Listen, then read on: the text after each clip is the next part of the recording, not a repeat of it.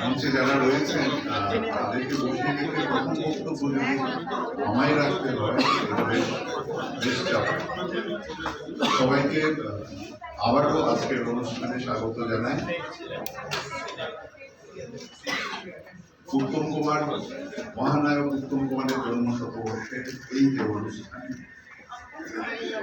সেটা সম্ভব হচ্ছে বন্ধুবর সুদীপ্ত চন্দ্রের আন্তরিক প্রয়াস।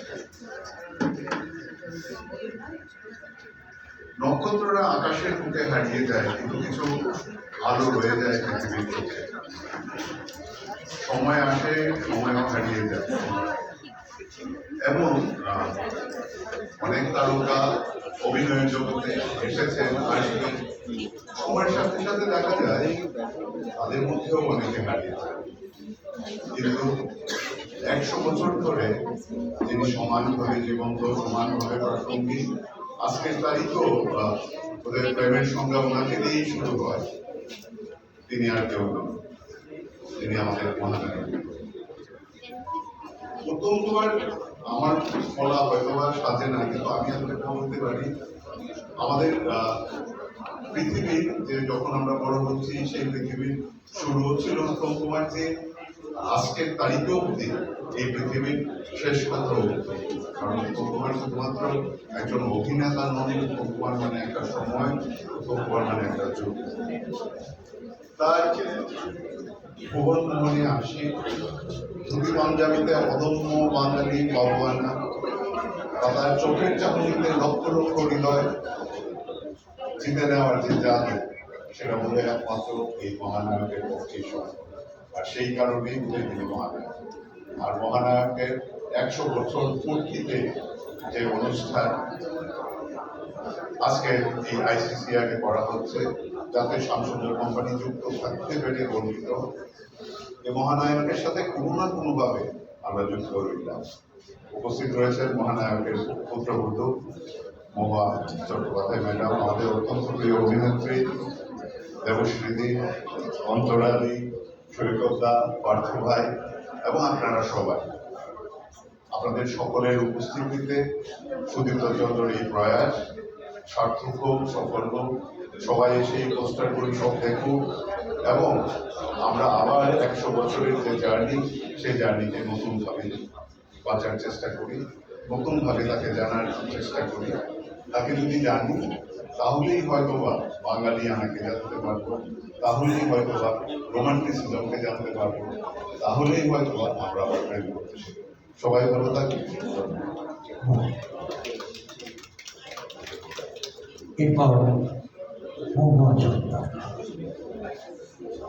আরে কিছু তো বলতেই হবে, কিছু বলবি না, সেটাই বলবো। আমার তরফ থেকে, আমরা পরিবারের তরফ থেকে ওনাকে সশ্রদ্ধ প্রণাম। ওনার প্রতি আমরা এই প্রণামটা জানালে আমার মনে হয় সবথেকে বড়, এবং মনের কষ্ট থাকে হয়তো একরকম হলে, এখন তার অন্যরকম। তো সেই জন্য হচ্ছে ওনাকে আমাদের প্রণাম জানাবো। এর চেয়ে বড় কথা আর কি হতে পারে। এরপর একটু বলে তাহলে অন্তরা, আচ্ছা দেবশ্রী রায়। নমস্কার, শুভ সন্ধ্যা। আজকে যার জন্য আসা, সে হচ্ছে আমার কাছে রাজা।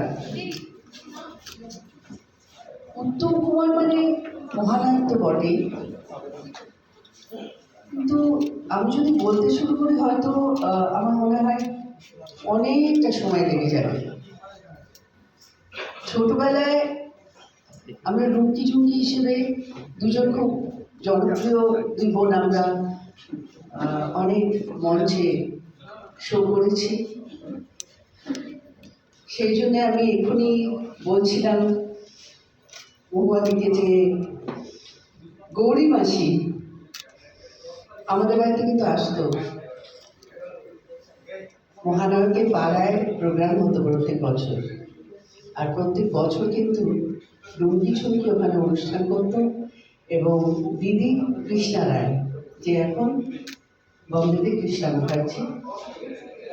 তো আমরা প্রোগ্রাম তো শুধু করতাম না, গৌরী মাসে এসে আমাকে আর আমার দিদিকে দুজনকে নিয়ে যেত বাড়িতে। আমাদের খুব আদর করতো, স্নেহ করতো। আমার মনে আছে হরলিক্স খাওয়াতো, অনেক খাবার খাওয়াতো আমাদের। এটা খুব একটা মানে আন্তরিক একটা অনুভূতি। তারপর নিয়মিত আমরা বসুশ্রীতে আমাদের পয়লা বৈশাখ অনুষ্ঠান হতো। সেখানে এমন কোনো শিল্পী ছিল না যে ওখানে পারফর্ম করতো, তার মধ্যে আমরাও থাকতাম। এবং একটা জিনিস হয়তো অনেকেই জানে না, আমাদের মহানায়ক কিন্তু শুধু অভিনয় নয়, উনি প্রফেশনাল হারমোনিয়াম নিয়ে শো করতেন এবং প্রত্যেক পয়লা বৈশাখে কিন্তু উনিও গান গাইতেন ধুতি পাঞ্জাবি পরে, আমার মনে আছে সেদিন। এরপর তো ছোট থেকে মার একটা ইচ্ছে ছিল অভিনেত্রী হই, চাইল্ড আর্টিস্ট হিসেবে করছি। তারপর আমার প্রথম ছবি পাগল ঠাকুর, বালক গদাধর, সেখানে ছায়া দেবী, তার সঙ্গে মার একটা ইন্টারাকশন হয় এবং আমাদের একটা পারিবারিক সম্পর্ক হয়। পরবর্তীকালে উনি আত্মীয় হন, মানে দিদি যেখানে বিয়ে হয়েছে মুখার্জি ফ্যামিলিতে উনি আত্মীয়, উনি পিসি হন। তো সেই ক্ষেত্রে আমার জামাইবাবুকেও খুব ভালোবাসতেন। সেই সূত্রে আমরা কিন্তু মাঝের মধ্যেই যখন শুনতাম, আমি কিন্তু কনক বলে ডাকতাম ছায়াদেবীকে, নাম ধরে ডাকতাম। তো কনক যখন শুটিং করতো তখন আপনারা হয়তো জানেন প্রত্যেকটা ছবিতে উত্তম কুমার মায়ের রোল করতেন উনি। তো কনক যখন শুটিং করতো মা ঠিক আমাকে হাত ধরে নিয়ে চলে যেত, চল চল একটু অভিনয় দেখে নি। তো আমরা দূর থেকে দেখতাম। কিন্তু উনি যখন অভিনয় করতেন ওনার কোনোদিন গলার স্বর পেতাম না, এত আস্তে আস্তে উনি ডায়লগ বলতেন। তা আমরা দূর থেকে ওনার অভিনয় দেখতাম। তো এইটা হচ্ছে আমার এক্সপিরিয়েন্স। পরবর্তীকালে শো করেছি, ওনার কোলে চলেছি, ওনার কোলে বসেছি আমি। তারপরে মহানায়িকাও আসতেন সুচিত্রা সেন, আমার মনে আছে একটা শিফন শাড়ি পরে এসেছিল, ঝুমাকে কোলে, আমার দিদিকে কোলে নিয়েছিল। তো আমরা রিসাসি ওই দেখ উত্তম কুমারের কোলে আমি, ও বলতো আমি সুচিত্রা সেনকে কোলে দেখ। মানে এরকম একটা বেশ হতো আমাদের ছোটবেলায়, ভীষণ একটা মানে কি বলবো স্মৃতি ফুরবে না। তারপরে আস্তে আস্তে আস্তে আস্তে যখন ছবি দেখতে আরম্ভ করলাম, ছবি দেখতে মানে মা তো টেনে নিয়ে যাবেই যে বড় বড় অভিনেতা অভিনেত্রীদের অভিনয় দেখো শেখো। তা আমার মনে হয় মহানায়কের মতো মডার্ন অ্যাক্টর খুব কম আছে, আমার রিয়েলাইজেশন অ্যাজ অ্যান অ্যাক্ট্রেস। এবং যারা নতুন তাদেরকে কেউ যদি জিজ্ঞেস করে অভিনয় শেখা বা কিছু, আমি বলি শুদ্ধ মহানায়কের ছবি দেখো, খালি ছবি দেখলে অনেকটাই হয়তো শিক্ষা পেতে পারো তোমরা। না ওনার মতো মডার্ন অ্যাক্টর বোধহয় আমার মনে হয় এই প্রজন্ম নেই। তো আর কি বলবো, ওনার সঙ্গে সম্পর্ক, ওনার ছবি দেখা, সে সকাল থেকে ওনার ছবি দেখবো বলে এক্সাইটমেন্ট, মানে সে পিকনিকের মতো হতো, তাড়াতাড়ি চান করা, তাড়াতাড়ি খেয়ে নিই, চল আমরা দুপুরবেলা ম্যাটনি শো দেখতে যাচ্ছি, মানে হই হই করে যেতাম আমরা সব ফ্যামিলি শুধু। সে একদিন তো ওই জন্য এই পোস্টারগুলো দেখে ভীষণ এক্সাইটেড হয়ে গেলাম, সেই দিনগুলোর কথা মনে পড়লো আমার। তো এইভাবেই আমরা উত্তম কুমারকে দেখেছিলাম এবং আমার একটাই আক্ষেপ, সেটা হচ্ছে প্রায় ঠিক হয়ে গেছিল একটা ছবিতে ওনার মেয়ের রোল করবো, খুব এক্সাইটেড হয়ে গেছিলাম। রোলটা যদিও খুব অনেক বড় ছিল না, একটা সিন বা দুটো সিন ছিল, আমরা তাই করবো আমি, কিন্তু ওনার পাশে তো অভিনয় করার সুযোগ পাবো। কিন্তু আমার ব্যাড লাগ, হঠাৎ শুনলাম অন্য কেউ একজন সিলেকশন হয়ে গেছে। তো যাই হোক, ওই আক্ষেপ থেকে মানে সারা জীবনই থাকবে, যতদিন চলচ্চিত্র জগতে থাকবো আমি থাকবো, ওই আক্ষেপ আমার রয়ে যাবে যে ওনার সঙ্গে কাজ করতে পারলাম না। হয়তো অনেক শো করেছি, অনেক কথা হয়েছে, তার বাড়ি গেছি, তার কোলে উঠেছি, কিন্তু তার সঙ্গে অভিনয় করা হয়নি, এটাই আমার আক্ষেপ। তাই আজকের দিনে আমি বিশেষ করে ধন্যবাদ জানাচ্ছি সুদীপ্ত চন্দ্রকে এত সুন্দর একটা এক্সিবিশন করার জন্য। মানে সত্যি আমি সত্যি বলছি সেলিউট টু ইউ, যে এভাবে তুমি কালেকশন করে কিভাবে সুন্দর, মানে আমি দেখে মানে আমার গায়ে কাটা দিয়ে মানে একদম গায়ে কাটা দিয়েছে।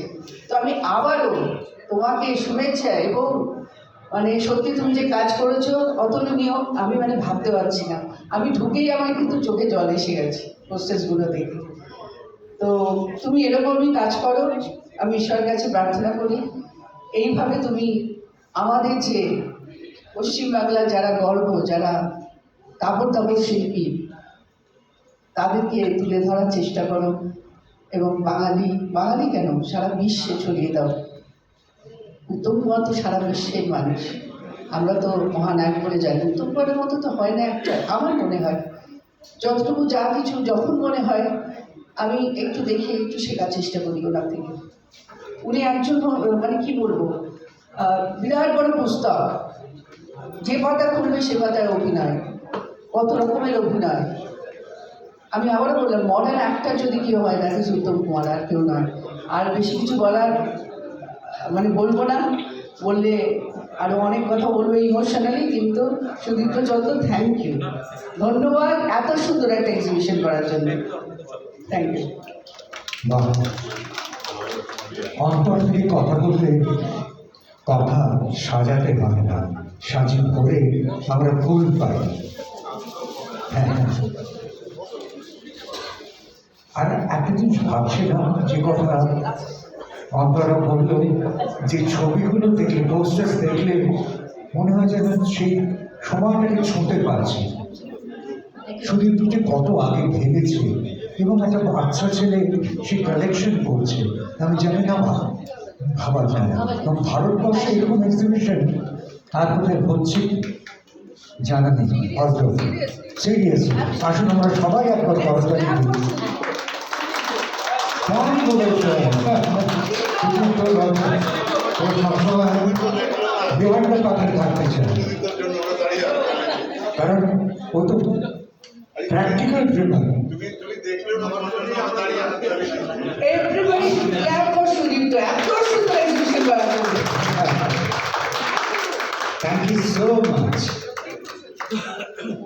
উত্তম কুমার এমন একজন মানুষের কথা, দেবশ্রীর কথা উঠে আসলো। বুড়ো একটা কথা বলতে, জানিস তো দাদা একটা কথা আমাকে বারবার বলতেন, বুড়ো তোর ডান হাত যদি দেয় মা হাত যেন জানতে না পারে, এটা একটা কথা। আর বুড়ো তো আরেকটা কথা বলতেছিলেন, জানিস তো দাদা রমাদি, ওর রমাদি বলতেন সুচিত্রা সেনকে, কল টাইম বলতে বুঝতেন উইথ মেকআপ অ্যান্ড কস্টিউম। এই কথা সৈকত বলতে পারবে, সেই বৃদ্ধির গায়ে বলা হতো, তাই তো সেই সব কথা বলবো। তো শুনে দিন তারপরে কথা। আসলে সত্যি এটা সুদীপ্ত, আমাদের পার্থ এবং স্যারের জন্য আজকে এই অসাধারণ একটা প্রদর্শনী, এবং যারা এটাকে প্রিজার্ভ করেছেন, মানে এটা কি যে একটা প্যাশন, মানে ভাবা যায় না যে কবিতার পোস্টার, সেগুলো অরিজিনাল পোস্টারগুলো রেখে দিয়েছে, যেমন রেকর্ড রাখেন অনেকের কাছে সেই কবিকার, তো তাদেরও আমার মনে হয় তারাও সমানভাবে ধন্যবাদ প্রাপক হওয়া উচিত। থ্যাংক ইউ এখানে আমাকে ইনভাইট করার জন্য। আমার যেটা মনে হয় যে উত্তম কুমারের ১০০তম বর্ষ, জন্মবার্ষিকী, এইটা আমি খুব ছোটবেলা থেকেই 3rd সেপ্টেম্বরটা জানি। তার কারণ হচ্ছে আমার বাবার সঙ্গে তার সম্পর্ক। এমনিতে হয়তো উত্তম কাকুর বাড়িতে সারা সপ্তাহ সেরকম কিছু হতো না, কারণ কাজে ব্যস্ত থাকতেন, কিন্তু শনিবার রাত হলে যদি উনি কলকাতায় থাকতেন, ওনার বাড়িতে, বিশেষ করে ময়রা স্ট্রিটের বাড়িতে, সেখানে একটা ডাক পড়তো বিশেষ কয়েকজন, তার মধ্যে শ্যামল মিত্র একজন ছিল। তো সেই কারণে 3rd সেপ্টেম্বরও আসছি। আমার মনে হয় 3rd সেপ্টেম্বরের আমার মনে হচ্ছে যে বছর উত্তম কাকু চলে গেলেন 1980, তার আগের বছরে, সেদিন একটা ফিল্ম দেখানো হচ্ছিল আলো আমার আলো বলে, তখন দূরদর্শনের ফিল্ম দেখানো। তো সেখানে আমার মনে আছে বোধহয় ফোন এসেছিল কখন আসছো বাবু বলতে ইত্যাদি ইত্যাদি, কখন আসছিস। এবং তখন আমার বাবা বললেন যে এই ফিল্মটা এত একটা ভালো ফিল্ম, এই সিরিজগুলো মানে কয়েকটা সিন বোধহয় বাদ দিলে ভালো হতো। এই ধরনের কথাবার্তা বলে তারপরে একটা কি একটা জিনিস খুঁজছেন, আমি বললাম কি খুঁজছি, এমনি তো উত্তম কাকুর বাড়িতে তো যাওয়াই হয়।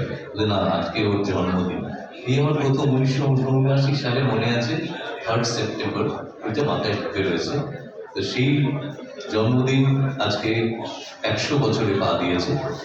তা আমার খুব ছোট্টবেলা থেকে, যেমন চুমকির খুব ছোট্টবেলা থেকে দেখা, আমারও তাই ছোট্টবেলা থেকে ডাকা, যখন খুশি চলে আসতেন বাড়িতে, এই তোর বাবাকে ডাক, তখন ভাবতাম বাবার বন্ধু, কেউ উত্তম করে ওদের বোঝার মতো খুব মানে বয়সই হয়নি। আর ওনারাও সেরকম কিছু ছিলেন না, কলার টলার তুলে কালো কাজ মানে চশমা পরে ঘুরতেন না। কিন্তু একটা জিনিস ছিল, তোমরা ঘরে ঢুকলে ঘরটা আলো হয়ে যেত। এই জিনিসটা আমার মনে হয় যে অনেকেই ছিলেন ওনার সমসাময়িক, আগে পরে আরো হবে নিশ্চয়ই, কিন্তু কেউ উত্তম কুমার আর হবে না। এটা বোধ হয় মধ্যবিত্ত বাঙালি জায়গায় যারা বিশেষ করে তাকে একটু কেমন যেন একটা একটু প্রাপ্ত করে রেখেছিল, তাদের বোধহয় এবার বোঝার সময় এসেছে যে Uttam Kumar what he has done. একটু 100 বছরে তাকে নিয়ে আরো আলোচনা হোক, আরো তাকে নিয়ে রিসার্চ হোক।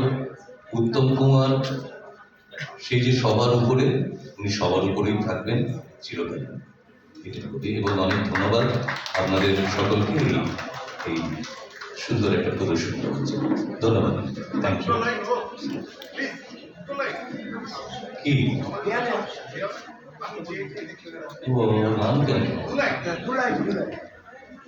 তাহলে সবাই মিলে গাইতে পারি রেকর্ডে গান। আমার স্বপ্নে দেখা রাজকন্যা আঁকি